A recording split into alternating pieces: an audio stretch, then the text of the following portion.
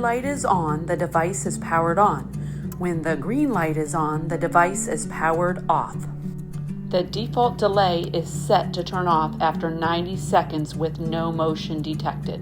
You can change that default delay by holding down the power button for 6 seconds until a blue light begins to flash.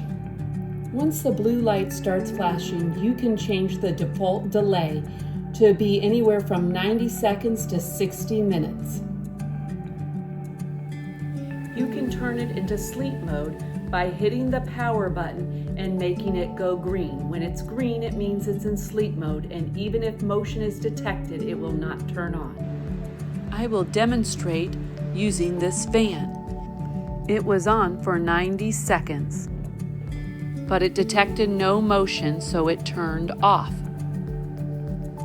And I will create a little bit of movement, and the fan will come right back on again.